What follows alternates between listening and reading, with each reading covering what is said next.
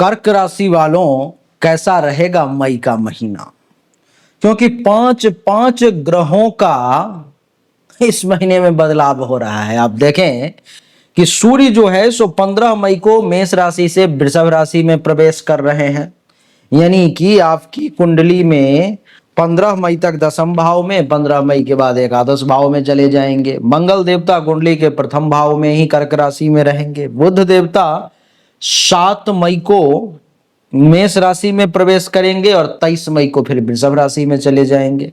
देवगुरु बृहस्पति जो है सो 18 मई तक देवगुरु बृहस्पति जो है सो 14 मई तक वृषभ राशि में रहेंगे और 14 मई से मिथुन राशि में आपके कुंडली के 12वें भाव में प्रवेश कर जाएंगे। शुक्र मीन राशि में कुंडली के 9वें भाव में है।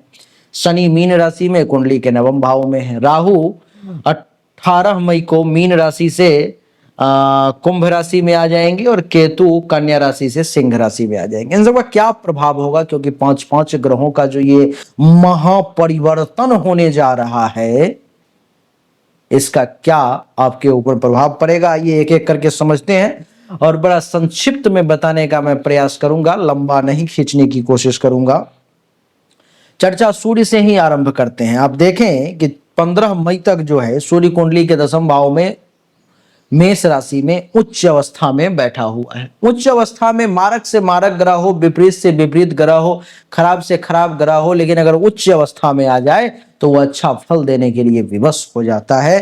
ठीक उसी प्रकार से सूर्य का दसम भाव में होना, यानी कि 15 मई तक सबसे पहले तो पिता से लाभ का योग बनेगा, पितर के कृपा का योग बनेगा। जो लोग अब आपके वंश में कुल में नहीं रहे, ऊपर जा चुके, उनके कृपा का योग बनेगा। इतना ही नहीं, कुंडली के दसम भाव में सूर्य के बैठने के कारण जो पिता की संपत्ति है वहां से भी आपको फायदा, वहां से भी धन के लाभ का योग बनेगा। अच्छा, दसम भाव में सूर्य है 15 मई तक, तो आपका काम धंधा बढ़िया चलेगा। पद प्रतिष्ठा मान सम्मान इस सब में देखोगे शान और शौकत में सूर्य, क्योंकि उच्च का है भाई और सूर्य तो राजा है ना, तो ये आपको वृद्धि करता हुआ चला जाएगा।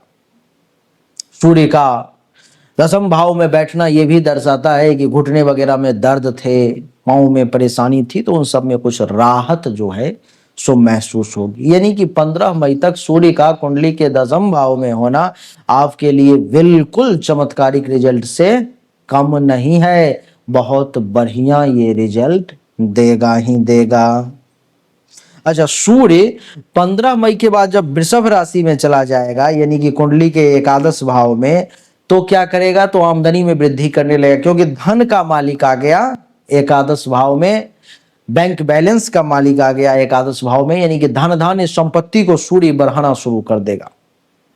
परिवार के लोगों से खूब सपोर्ट मिलने लगेगा। 15 मई के बाद लोग अपने आप खुल करके आ करके आपको सपोर्ट करेंगे, लोग आपको सपोर्ट करने की कोशिश करेंगे। इतना ही नहीं, कुंडली के दूसरे भाव में, जो दूसरे भाव का जो मालिक सूर्य है एकादश भाव में आ गया, तो आप देखेंगे कि वाणी थोड़ा सा जरूर तीखा हो जाएगा, लेकिन यही सूर्य आपको ऊंचाई पर ले जाने का भी प्रयास करेगा 15 मई के बाद। लेकिन सूर्य को जल देना है, क्योंकि कर्क राशि वालों के लिए सूर्य जो है सो एक मारक ग्रह के तौर पर में जाना जाता है, तो सूर्य को आपको थोड़ा सा जल देना पड़ेगा सुबह में स्नान करके, तो ज्यादा अच्छा रहेगा। मंगल की बात करें तो मंगल प्रथम भाव में है, कर्क राशि में है, नीच का है, मस्तक पर में है, तो बुद्धि को कलुषित करने का, दूषित करने का प्रयास करेगा मंगल। यानी कि प्रथम भाव में मंगल का बैठना अर्थात आपके बुद्धि को डैमेज करने का प्रयास करना। मस्तक पर बैठ गया ना और नीच का हो गया, तो गलत चीजों का निर्णय ज्यादा लेने के लिए प्रेरित करेगा मंगल। नीच का मंगल है तो कुछ बीपी वगैरह की समस्या इस समय में ज्यादा परेशान कर सकती है आपको। आप देखेंगे कि कुंडली के प्रथम भाव में मंगल है तो गुस्सा ज्यादा आएगा, क्योंकि मस्तक पर में सेनापति चढ़ गया तो गुस्सा ज्यादा आएगा, क्रोध ज्यादा आएगा, रक्त में उबाल ज्यादा आएंगे, तो गुस्सा पर में थोड़ा सा काबू करने की कर्क राशि वालों को विशेष जरूरत है। और देखेंगे एक और चीज, मंगल पंचम भाव का मालिक है और दसम भाव का मालिक है, यानी कि संतान और पिता दोनों से जो लाभ का योग बन रहा है, मंगल के कारण थोड़ी सी परेशानी उसमें उत्पन्न होंगी। पिता के साथ कुछ वाद विवाद हो सकता है, संतान के सुख में जो है सो कुछ कमी देखने को मिल सकता है, क्योंकि इन दोनों का जो मालिक है वो नीच अवस्था में चला गया है, गलत अवस्था में चला गया। कई बार कहते हैं कि आप शराब के दुकान पर में अगर गिलास में दूध लेकर के भी पियोगे तो लोग यही समझेंगे कि आप शराब पी रहे हो। तो मंगल आपके लिए बढ़िया है, लेकिन नीच अवस्था में, नीच राशि में, नीच संगत में चला गया तो संगत से गुण होत है, संगत से गुण जात, यानी कि संगत बुरा हो गया तो प्रभाव भी बुरा देना शुरू कर देगा। तो मंगल के लिए संभव हो तो हनुमान चालीसा का पाठ करें, हनुमान जी के शरण में जाएं। कहते भी है जो मंगल भवन या मंगल हारी द्रवहु स्वदशरथ अजर बिहारी, नहीं, यानी कि मंगल से अगर सुरक्षा पाना है तो हनुमान जी के शरण में जाना पड़ेगा। जो हनुमान जी के शरण में जाएगा मंगल और शनि उसका कुछ नहीं बिगाड़ पाएगा। तो आप हनुमान चालीसा का पाठ करें, नहीं कर सकते हैं कम से कम जाकर के मंगलवार के दिन बजरंगबली का दर्शन करें, प्रणाम करें, इसी से आपका कल्याण हो जाएगा। बुध की बात करें तो 7 मई को बुध जो है सो मेष राशि में प्रवेश करेगा। 7 मई से पहले मीन राशि में है, नीच का है, तो नवम भाव में नीच का जो बुध है थोड़ा सा ये आपको वाणी में परेशानी उत्पन्न करने का प्रयास कर सकता है, संचार में, बिजनेस में कुछ परेशानी उत्पन्न करने का प्रयास कर सकता है, भाग दौड़, मेहनत, परिश्रम बिना मतलब का आपको ज्यादा करवा सकता है 7 मई तक। 7 मई के बाद जैसे ही ये नीच से बाहर निकलेगा तो कुंडली के 10वें भाव में आ जाएगा, यानी कि पराक्रम और कर्म दोनों मिल गया, यानी कि परिश्रम और कर्म दोनों के बदौलत आप ऊंचाई पर पहुंचेंगे, यानी कि खूब पराक्रमी रहेंगे, खूब मेहनत करेंगे, परिश्रम करेंगे, जिसके कारण से आपको लाभ मिलेगा। 7 मई से 23 मई तक बुध 10वें भाव में है। 23 मई के बाद कुंडली 11वें भाव में चला जाएगा कुंडली के बुध, यानी कि पराक्रम का मालिक लाभ के घर में आ गया, विदेश का मालिक लाभ के घर में आ गया। यानी कि जो लोग घर से दूर हैं, जन्म धरती से दूर है, मातृभूमि से दूर है, उनको विशेष फायदा मिलने लगेगा बुध के कारण, बहुत अच्छा लाभ मिलने लगेगा। उनकी जो है जो ग्रोथ खूब बढ़ेगी, इच्छा की पूर्ति करवाएगा बुध।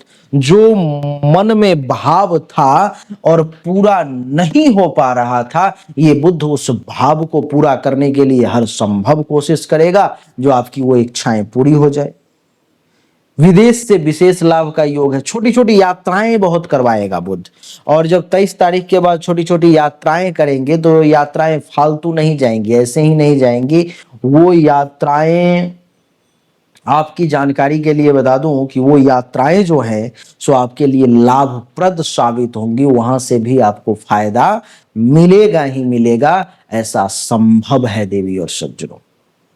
तो बुध का प्रभाव मिला जुला के ठीक है, 7 मई तक थोड़ा सा नीच का है तो थोड़ा परेशान करेगा। बुध के लिए अगर कुछ उपाय करना चाहते हैं तो कुछ खास नहीं कहूंगा, केवल गाय को जो है हरा चारा खिलाया करे बुधवार के दिन, इसी से आपका कल्याण हो जाएगा। बात करेंगे देवगुरु बृहस्पति की। देवगुरु बृहस्पति जो है जो 14 मई तक वृषभ राशि में, 14 मई तक वृषभ राशि में होने के कारण क्या होगा, 14 मई तक वृषभ राशि में जैसे ही देवगुरु जाएंगे तो आप ये मान करके, अच्छा 14 मई तक जाएंगे नहीं, 14 मई तक वृषभ राशि में है और 14 मई के बाद मिथुन राशि में आपके कुंडली के 12वें भाव में जाएंगे।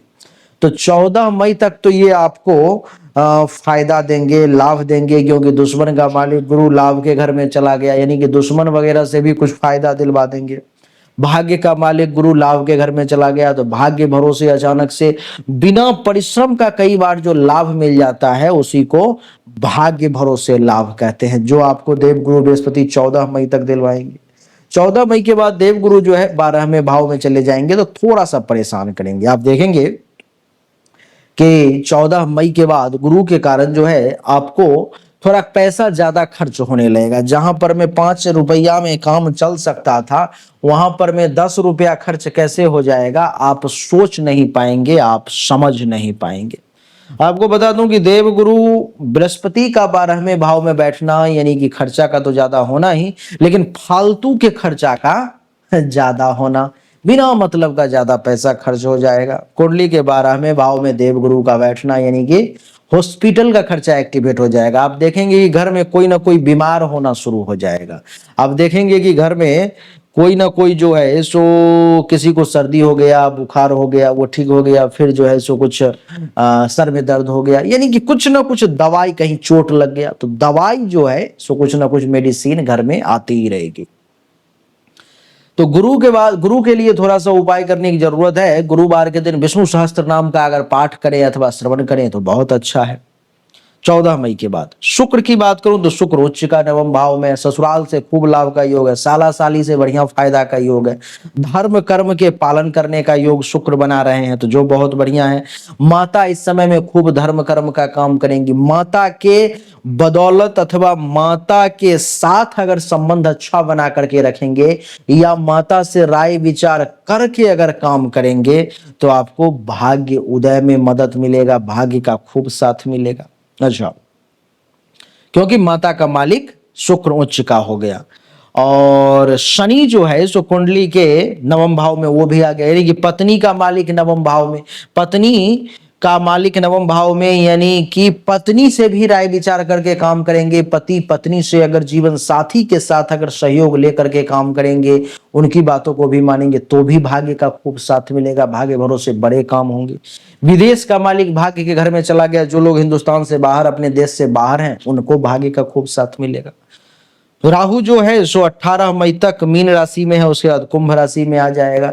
तो जिसको बवासीर, पाइल्स इत्यादि की समस्या है वो सब 18 मई के बाद थोड़ा विशेष सावधान हो जाएं। नवम भाव में 18 मई से पहले तक है तो दूसरे धर्म में ज्यादा रुचि जानने की इच्छा हो सकती है, तो अपने धर्म को त्यागने से बचें। केतु कुंडली के नवम भाव में है 18 मई तक, है तो ये गुप्त शत्रु का नाश करवाएगा, गुप्त शत्रु से सुरक्षा करेगा आपको। 18 मई के बाद दूसरे भाव में सिंह राशि में चला जाएगा तो वाणी में जो है सो रहस्यात्मक चीज ज्यादा देगा, जिसे लोग आसानी से परख नहीं पाएंगे, समझ नहीं पाएंगे। कहते हैं ना लोग कि ये जो व्यक्ति है सो बड़ा ऐसा है कि इसकी बातों को समझ पाना बड़ा मुश्किल है, तो वो थोड़ा सा केतु परेशान करेगा इस मामले में लोगों को, आपको फायदा ही हो। तो कुछ इस प्रकार की जो है जो चीजें हैं कर्क राशि वालों के लिए, समय कुछ इस प्रकार का है जो मैंने आपको बताने का प्रयास किया है। उम्मीद करता हूं कि छोटा सा वीडियो अच्छा लगा होगा। कर्क राशि वाले, अगर जीवन में कभी ऐसा महसूस हो कि आप परिश्रम ज्यादा कर रहे हो लेकिन परिणाम नहीं मिल पा रहा है और दूसरे जो कमजोर लोग हैं आपसे वो बहुत तेजी से आगे निकलते जा रहे हैं और आप उनके मुकाबले पीछे हो जबकि आपको आगे होना चाहिए था, अगर आपको ऐसा लग रहा है तो आपको अपने भाग्य को मजबूत करना चाहिए। भाग्य का स्वामी आपका गुरु है, गुरु का रत्न पुखराज है, आपको धारण करना चाहिए। संभव हो तो पुखराज धारण करें, ना संभव हो तो पुखराज रत्न धारण करें, लेकिन धारण जरूर करें। कहीं से भी लेके धारण कर सकते हो आप, नहीं तो अगर आपको पता नहीं है ज्यादा तो आप यहाँ पर 25,000 रुपए जमा कर लोगे तो पुखराज रत्न अंगूठी के साथ पूजा पाठ सिद्धि करके दी जाएगी, और 5,000 रुपए जमा करोगे तो पुखराज उपरतन अंगूठी के साथ पूजा पाठ सिद्धि करके दी जाएगी। जो सक्षम हो आपको कर लेना चाहिए, सामने दिए गए नंबर पर में मैसेज करके। वैसे अच्छा ये होता है कि जन्म कुंडली और हस्तरेखा की जांच करवा के धारण की जाए तो ज्यादा बढ़िया होता है। वैसे आपको जैसा ठीक लगे वैसा करें। जन्म कुंडली या हस्तरेखा दिखाना है तो सामने दिए गए नंबर पर मैसेज कर लेंगे, जो शुल्क होगा जमा कर लेंगे, आपको जानकारी मिल जाएगी। अच्छा लगा तो वीडियो को लाइक करें, शेयर करें, चैनल को सब्सक्राइब करके इसके बेल आइकन के बटन को दबा दें। एक बार फिर से आप सभी का बहुत बहुत धन्यवाद। Thank you so much. जय हिंद, वंदे मातरम। बोलिए राधे राधे, राम राम।